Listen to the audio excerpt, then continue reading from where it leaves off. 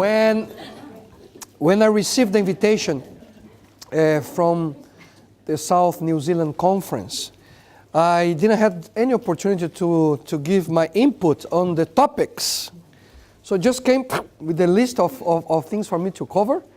And it is amazing, Pastor Rice, I could have not chosen better things. Exactly what I had in mind was the subjects that you guys decided to do. Unbelievable, I couldn't believe it. Each one of them. And I was happy too, because that's what I have prepared. So exactly on the topics that I used to share with others around the world. And when we are talking about church planting, about urban mission, about the need to fulfill God's purposes and His mission through us, one of the things that we cannot leave aside, it's exactly the central theme of this event, which is leadership. It is unbelievable that people still don't get it, how crucial it is, this topic. I was sharing with some of you before we part to lunchtime, that I've been in places in this planet in which I hear from church leaders, from pastors, who say, well, here it is impossible. It may work in Brazil, but not here. Here it is impossible. And I think that if we decided to follow God's guidance in our lives, that word, impossible, you should go to your home, take the dictionary you have in there, open in that page, and simply take that page out of the book. You see? Throw it away. Because we do believe in the God of the impossible. Even though there are differences in the challenges, we are dealing with people. And deep inside, people have similarities. Even though in different cultures, different contexts, we are human beings. And I believe that there are ways to reach everyone, everywhere. It all depends how we approach them. I've been to places in which they say, well, it's impossible, but the people are friendly. So they're willing to at least start a dialogue, a conversation. When we have this door open, we can build trust. And from that trust, miracles may happen. It all depends on our attitude.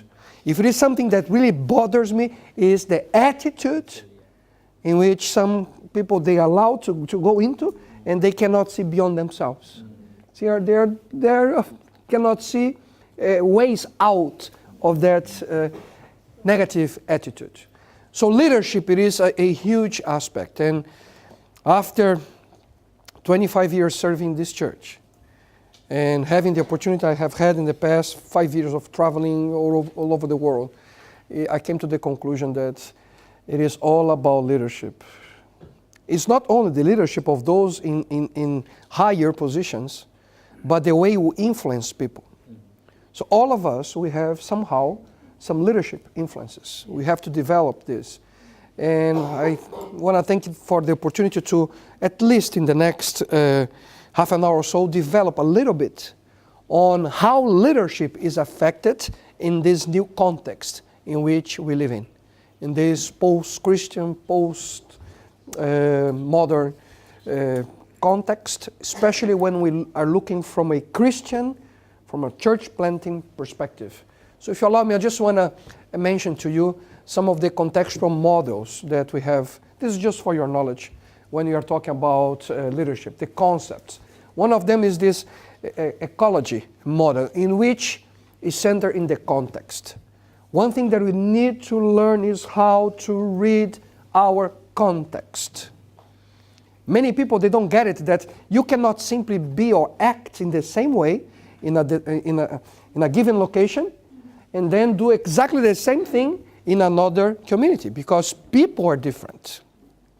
So we need to read And this ecological type of, it's talking about the relationships.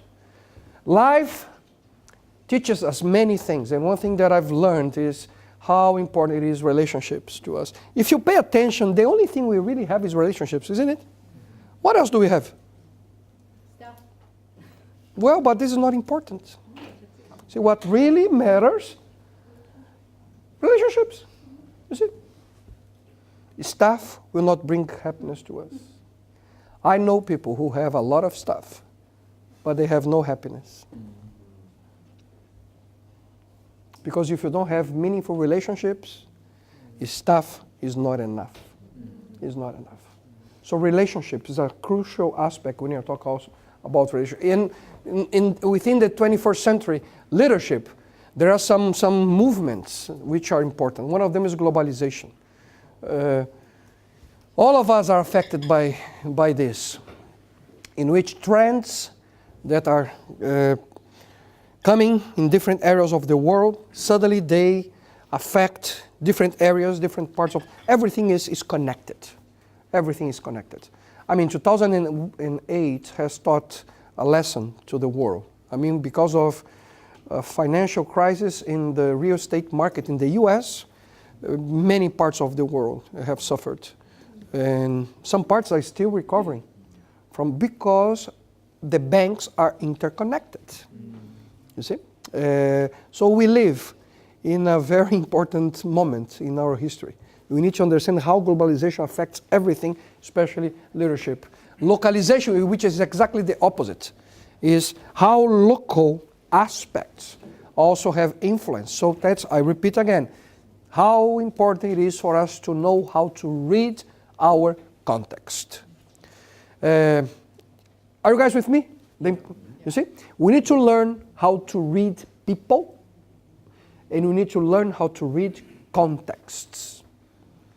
So sometimes we don't have the tools or the knowledge on how to read people, how to understand how people behave, and there are lots of good literature out there you can read on how to better understand the context around you.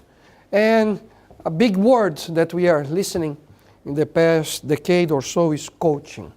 I have started a coaching process in the past. It's a good thing. You can learn a lot of techniques in which you can help others to find different solutions to their problems just with the help of questioning and helping the person to see possibilities which he or she could not see before. But anyway, those are some of the implications of the new context on leadership. I want to also talk about leadership styles in 3 dimensions. The first one is the pre-modern leadership. How leadership was developed in pre-modern times. Do you want to help me? Think about it. How it was in the past. How the leaders worked in the past. The family had a huge impact. To the next one. That's. Thank you so much. That's a good one. What else? Military model. Military model, which was centered in one person usually. It was the great person. You see, usually they would come after, natural talent, but it was all centered in one person. When you look at history, usually a man, because of the culture involved, used to lead others in achieving great things. So born to lead or highly educated people. They had a chance to have a family who could help out in the context in which they could get education, additional education. So this was the leadership model in that period. The modern leadership. So the pre-modern was centered in the great leader. In the modern leadership, what is the centrality? The great system. You need to create the organization. You need to create the system using, of course, knowledge, the skills you can develop as a team in order to create the organization, the process. So leadership would happen that way. What about in the postmodern leadership? It's all centered in what? In the context. You see, I'm repeating that word many times, context. So today we need to understand the value of the context. which is relationships within a historical, geographical aspect moment. So this is important to us. So these are the differences between these leadership styles. I have another chart I want to share with you about, I'm going to leave a few more minutes here, some of you are copying, about three different styles. I'm not saying here which one is better. You will pick by yourself. But three different styles, how they used to behave within these three eras, the pre-modern, the modern, and the postmodern. And the first style I have in here is the one in which wisdom is the centrality. So it's pretty much like this. I have mentioned yesterday, the more knowledge you have, the more the capacity is in there to really lead others. So leadership was centered in the content you could get to yourself, in the knowledge you could get to yourself. In the same line of knowledge, in the modern era, we could go to a different step in which it was centered in delegation, in which you would share the knowledge with others, but at the same time looking to see if those who got the information were or not acting according to the knowledge which was shared. So you had to delegate and at the same time supervise the whole thing. In the same line, in the postmodern context, it's a little bit different because the main thing is learning. You are always open to learn and then to share, but with this mentality, I'm here to learn. I want to improve. It's not just a matter of getting something and taking to myself, but willing to share with others. So you have to have this attitude of learning. The second style, it's what we can call courage, bravery. You see, in pre-modern times, I mean, you had the vision, you had the goal, you'd go for it no matter what. And if you come on my way, I'll take you. So that's the attitude. And some people, they have this type of leadership style. They go for it no matter what, and don't be on my way. I will do it, no matter what. But the same idea in the modern era comes with empowerment. You see, I want to share with others, but here it's interesting because who is the enemy in those processes? When you look in the first style, the enemy pretty much is outside of the organization. In this second one, the enemy is inside the organization. So we need to empower others to see different ways, to look around, and to overcome difficulties and problems. In this postmodern, same style, within the postmodern context, the same style of bravery, courage, brings one to this entrepreneur type of attitude. Looking for opportunities. Again, the importance of the context. Always looking for opportunities to make his or her abilities in leadership come to a success. And the third style, is the style that vision is the center. The visionary type of person. In pre-modern times, of course, somebody receives something from his environment. If we are talking about a spiritual context, a vision from God, so I need to move along and leading others.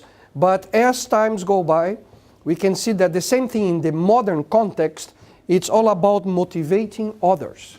So somebody has a vision, has to share that vision in order to motivate others to act. It was a type of a goal-setting type of style and with a monitoring. You see, that's where you have to go. Let's do it together. Well, we are not doing so well, so I help others to achieve the final goal. But in the postmodern, the same style comes in what many of you have heard, probably, and that's what I want to unpack a little bit more now, which is the servant attitude. Within the context in which we live today, the best way for us to really share a vision is when we learn the importance of service to others. It's not about me, but about everyone. And this servant leadership style, it is something that we have, right now we have so many access to different literature who have been written the past few years talking about the motivation you can bring in within this new attitude. And the definition I have one here, just want to share with you. The servant leader is servant first. It begins with the natural feeling that one wants to serve first. Then conscious choice bring one to aspire to lead. That person is sharply different from one who is leader first. So it's the idea to serve first, which is not so simple to us. I mentioned in the morning, the challenge we face, the barrier we face is because we are always centering our attitudes, our thinking around ourselves. It's hard to think on the other, to serve the other. So the main characteristics, I have a list here. I just want to quickly go by them, and then we're going to talk more about each one of them. Listening, empathy, healing, awareness, persuasion, foresight, stewardship, commitment to people's growth, and finally, the building community aspect of the servant leadership. I'm going to divide them in 3 areas just for you to understand how they interact. So the first one is the servant part of this interaction, which is in the first 3. Listening, empathy, and healing. When we are talking about listening, what do I mean by that? So listening is not a passive, but an active way of looking around. It's really paying attention to everything that's going around you. It's a 360 way of listening to getting the facts before you decide. So in leadership, we need to listen to people. Just to give a simple example, since I arrived here last night, a problem happened in one of my responsibilities at Andrews, and well, they are one day behind us. So they wrote to me, what can we do? And I just told them, you need to get the facts from everyone involved. We need to listen to people. We cannot simply make decisions without getting all the facts from everyone involved. So it's a good way for you, first of all, don't make quick decisions. Listen. We need to learn how to listen.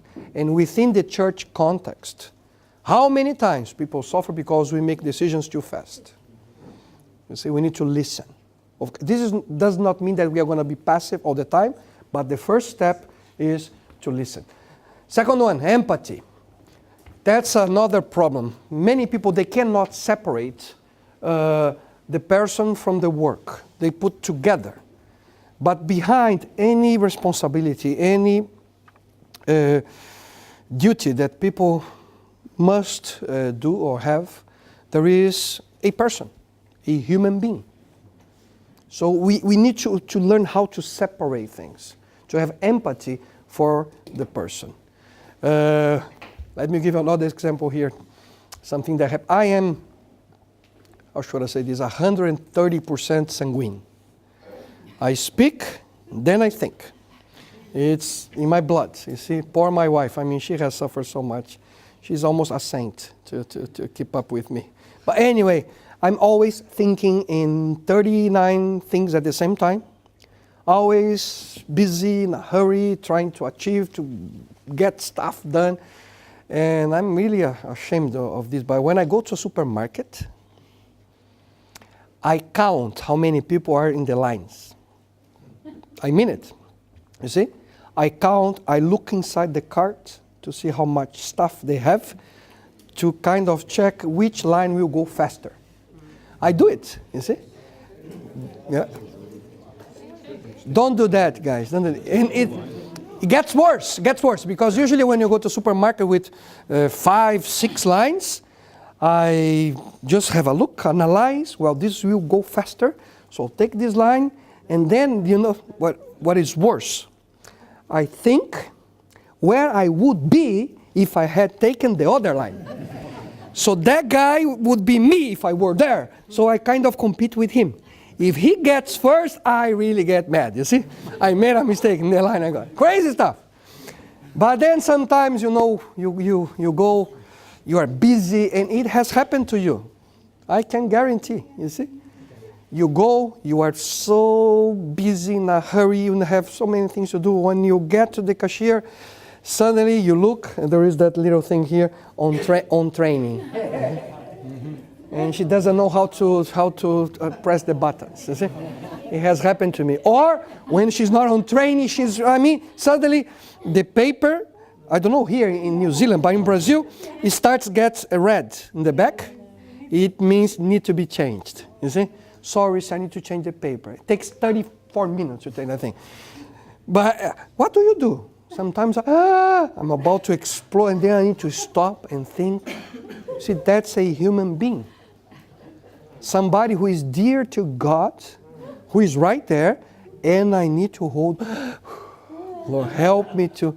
And God, the Lord has changed me. It's not a simple thing. Those who have this type of temperament, you see, you need to stop, just by God's power. Otherwise, we mess up all the time. But it's a human being. We have to learn how to separate. And when we are in leadership positions, we need to understand the same thing. Sometimes you see, you are in the office, somebody comes, or a fellow worker. Come on, she or he, they have a history behind. You see what happened in their home in the morning? Or do you think that you are the only one who has problems? Is it? Everyone, we have challenges. And we cannot, people suffer. So we need to know how to separate things. And when we have empathy for other people, it really helps. And this is important in this process. How we can really get personal with appropriate individuals. You need to understand what is going on. How can I really help? And it's hard in leadership positions how to really develop this, but it is something we need to have in mind. The third one is the healing aspect. To facilitate the staff in the business environment or in the church or wherever you are to become whole, to be together. How can we do this together? So these three aspects are related to the servant part of this servant leadership. And of course, we need to consider our history, our past, to build a future together. So, on the right side, we have the leader. So, the three other, the sequence, awareness, persuasion, and foresight. I'm just going to mention a little bit of each one of them. Of course, being aware of the situation to ourselves and to the organization. We need to know what's going on. That's why it's important, those three first attitudes. Not to be accommodated. It is, if there is something that really bothers me, is when I find people who are kind of comfortable in their situation.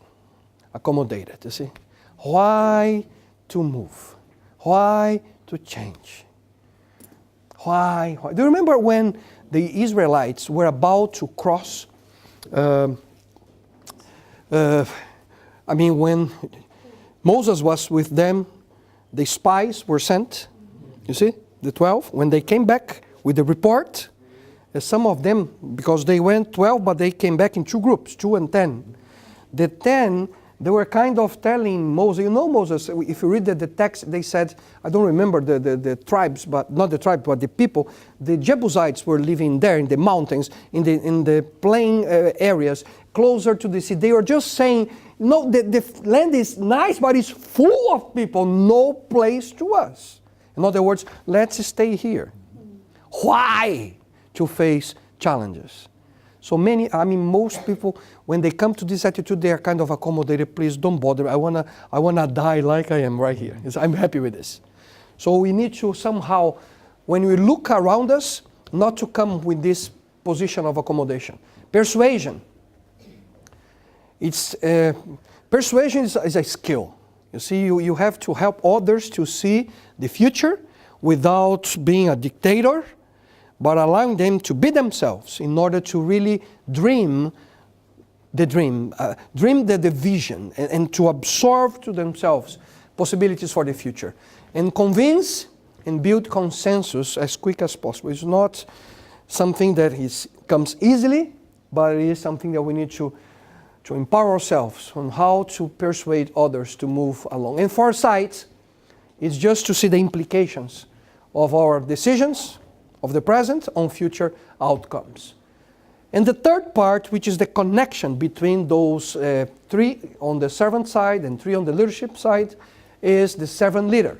Stewardship, commitment to people, and building community. Let me just talk a little bit about these three. Stewardship, what it is of course, you get people. So those are the human resources you have. How can I really work with this team in order to be faithful to my responsibility?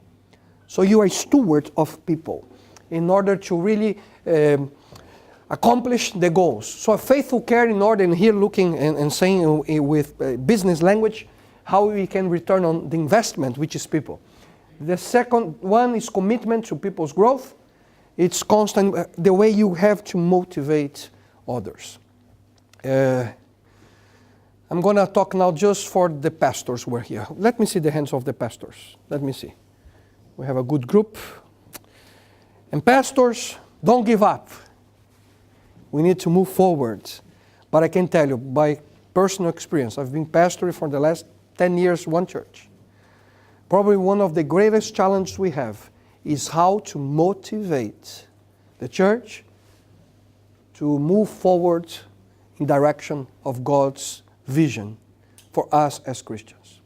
How can we motivate people? And those who have leadership positions, that's the challenge. You as leader, you have somehow to motivate people. I remember how many times I was tired in my church at Nova Semente. So many things happening at the same time. But you cannot simply come and show to people that you have no idea what to do, you are so tired, please don't talk to me. Because when you are in that mood, it's contagious. Everybody feels the same. So as a leader, you need to have conviction of where you have to go and to motivate others to follow the dream, especially within the church context, the dream that God has to us. Not just with a few people. You see, you need to motivate everyone, trying your best to really have this commitment to people's growth. And finally, building community. That's the third aspect, which is so important. Building community in an effective and efficient way. In camaraderie, how can we really grow together in this? Using what I have shared with you before lunch, with this discipleship development, with this process, we can build in each one of those areas. I know it's a lot of information. I'm going to leave the content of the presentation with you later on. Some of you are taking notes. But don't forget those principles, because they are important when we try to really build a strong leadership process, having this servant leadership in mind. And this is some of the paradox. I would just want to share with you. It's really quick, but it's I love the idea. So servant leadership, it means, what does it mean? It is to be great enough to be without pride. To get in a position in which you are great enough to be without pride. Planned enough to be spontaneous. You have to plan, but at the same time, give the opportunity for spontaneity. For it's being flexible in moments in which flexibility is important. Compassionate enough to discipline. You have compassion, but at the same time, if it is necessary, you need to bring about discipline in order to help others to grow. Not as a punishment, but to help others to grow. And when we talk about discipline, I don't know how it is here in this part of the world, but it is something that really bothers me when we talk about the need to discipline people in church. And every time I had to do this in the past, when I'm in a church board meeting, or I always ask, are we doing this in love or just to punish? Because the goal of discipline is to show love, to help the person to grow. You see, to learn from the mistake, but to grow. So love has to be behind this. Just to continue, right enough to say I'm wrong. You're so certain you're doing the right thing, but sometimes you're not. We need to say I'm wrong. And here just a counsel to those who are married. This year we are gonna, it's our 25th anniversary. Praise God by this. Beautiful. I would do everything again. I would ask my wife in marriage again every single day. But it's not easy. Because you bring some, I was talking to my group in the culture thing. We had fun together there talking about culture, you see. You get married, you bring your baggage. No? And the spouse brings some baggage too. Where do you put that stuff? You see, you need to find a little room in your relationship to learn from the differences. And it's incredible because some people, they get into this relationship and that little tiny word, which is so important, which is just say, I'm sorry, I messed up, people are not willing to say. So you need to be, in this servant leadership process, it's the same thing practically when you say, well, I even though I'm right sometimes, I make mistakes too. So we need to say, I'm sorry. I made a mistake. I'm wrong. So it's a learning curve, which is important to all of us. To be serious enough to laugh. Of course, you not have to be serious, but at the same time, having humor, which is a blessing to our lives when we are open to this. Wise enough to admit that you don't know everything. Some people, they simply, well, it's hard to be close to people who pretend, or at least, have you been to this type of, close to this type of people? Everything you mention, they know it. Incredible, incredible. Any subject, they know better than you. And it's difficult to have a nice relationship with people with that type of attitude. I have a friend, come on, it's unbelievable. Anything, from anything you mention, he knows more than you. So it's hard. So you need to be wise enough to admit that you don't know everything. Busy enough to listen. Oh my Lord, have mercy on us. It's not so simple to stop and listen to people. Because we are busy. All the time we are busy. How many times I was in the church just running to... Can you imagine a church will have 5 worship services in a day? Yeah. 2 in the morning. 3 in the morning, 2 in the afternoon. Do you think as a pastor, I was busy on that thing? Sometimes having to preach on all of them, 5 services. See, after, praise God, I had associate pastors who would share, but usually I would do every afternoon. But the church said, you need to preach also in the morning. So 5 sermons in a day. So busy. And I have this standard, please don't take me wrong, I might meet you in the future somewhere. I'm really bad with names. Really, really bad. When I see the face, I remember the name, probably I'm not going to remember. And sometimes I have to run from place to the other in the church, and people would say, oh, the pastor didn't say hi to me, he's mad at me, what's going on, blah, blah, blah, blah. So I had to, it's a process. We need to ask, Lord, help me to listen more to people.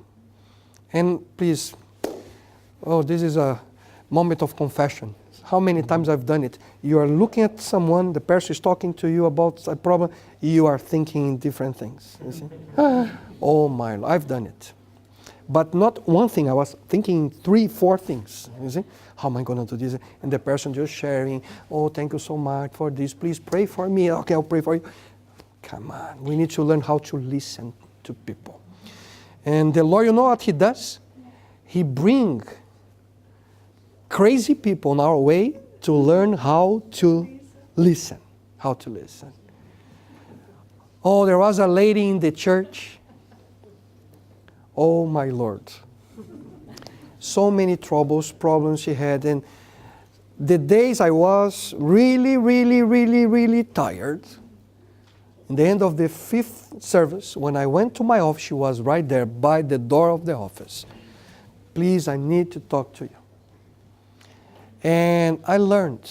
The Lord was working with me. Son, you just stop and you listen. So I had to turn it off, everything else, and just listening. And we need to do that. We have to separate the business we have when you have this attitude of really serving others in order to listen, to have the empathy, which is so crucial for you to grow as a leader and for that person to overcome the problems that she or he is facing. And finally, is strong enough to be open to change. Flexibility. I was talking to my group in the church and culture thing, how important it is for us to know the difference between a principle and a form. Many times we messed up this. We think that some forms we have in church, they are principles and we are not willing to change. Today we must learn how to change methods, how to change formats in order to really fulfill the mission that the Lord has put in our hands everywhere. For this we need to use an important word, flexibility. We need to be flexible. When it's needed, we have to know how to be flexible in this new context. And just to finalize this part here, I just want to mention a little bit about leading within this postmodern context. A threat or an opportunity?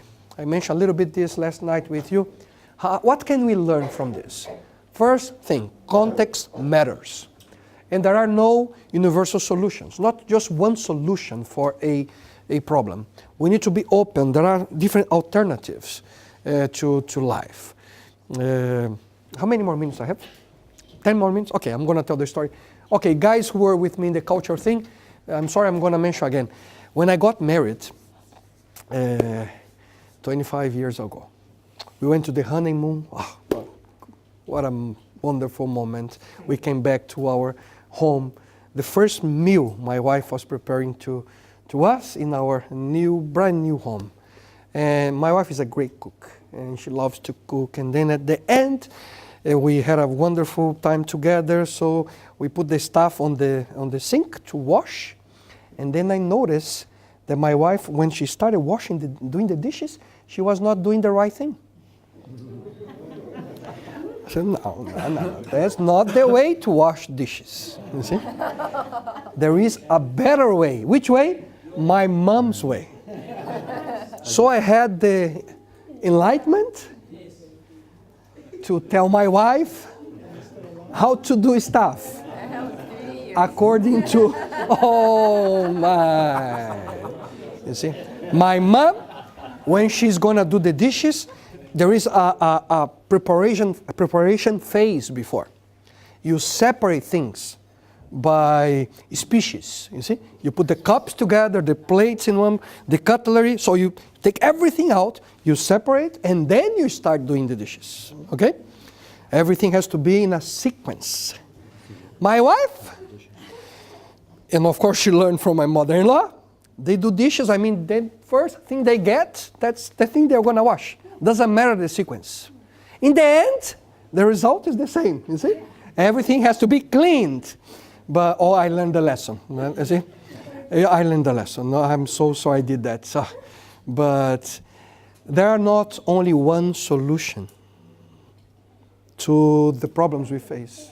And some people, they tend to think there's just one way to solve problems. We need to be open to other alternatives. The context change, so we need to be open to this reality. So there are no universal solutions. Complexity, listen to this, cannot be reduced to simplicity. So we need to respond, or at least to each situation, with a unique approach. It's not simply having the same solution to every problem. We need to find how can we really find the solution to this particular problem. And the speed of change is increasing. It's amazing. So we need to be flexible enough to adapt. And the problem is like this. When you look at the world around us, the speed of the world is like this. And we, in the church, we go like this.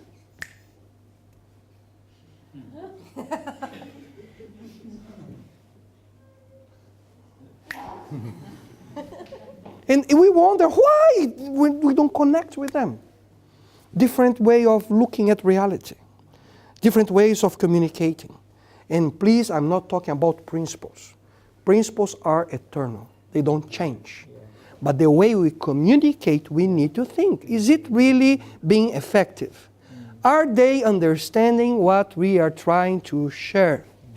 One of the utopias, is it the way you say in English, utopia? Is it? Is it right? The utopic ways of looking. One of the utopias in communication is to think that what you are sharing, people are getting, are understanding. And the problem is sometimes we say the A and people get B. And we smile. They got it. They didn't. They didn't. They didn't. That's it. And in church, I mean, how many times have you gone to church and you simply turned off your Christian Seventh-day Adventist translator? I've done it sometimes. Go to a church where nobody knows you, sit in there and act as if you were first-time visitor. Oh, many things that we do not transmit the right meaning to people.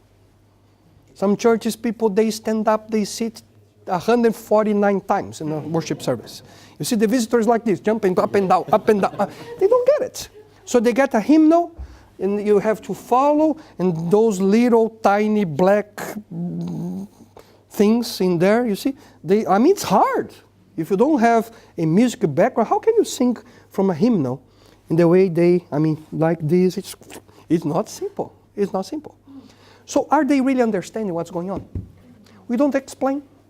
We get up, we start talking about our language, the churches, the church language. So we get it, but they don't get it. They don't get it. I mentioned in our group in there, this is so crucial to us, and I'm sorry, I'm just developing a little bit because this is important. There are stuff we do in church, we love it. But people who are outside, they don't understand. That's it. Anywhere you go in the planet to a Seventh-day Adventist church on Sabbath morning, you go in there, somebody at the door or inside, they will say something to you. What? Happy Sabbath. Usually that's what they say. They look at you, happy Sabbath. I feel so happy. You see, these are my brothers and sisters. I'm happy. Why? Because I get it. I know the meaning which is behind. A friend of mine took a friend to church on a Sabbath morning. First time he was trying for months, more than a year, trying for him to come to church. He came to church, and then the first thing that he heard was this, Happy Sabbath, for one of the greeters. The worship went by, they finished, they said bye, each one went to their homes, and on Monday in the office, he was excited to ask him how was the experience of going to my church for the first time. When he came by his friend, the friend stretched his arm, and then he said, Happy Monday. So they said, well, those guys are crazy, you see. Why? Because he didn't get the meaning. It's all about meaning. So we need to understand how we can really communicate, and flexibility in forms and not in principles. And finally, ambiguity is real. So we need to read the environment and respond accordingly. Those are some of the principles, and I'm so sorry, we don't have much time to develop each one of them, but those are some of the principles in leadership that we need to develop in order to really fulfill what God wants from us. And as we are talking about church planting, as we are talking about discipleship, leadership is all there.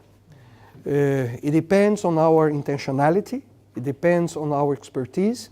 So we need to read more, to develop more skills and tools in order to really fulfill what the Lord wants from all of us. And again, I just hope and pray that some discomfort will come to your heart and you look for more answers. You read more about these topics and subjects so you can really lead according to God's dream to your life. Thank you so much.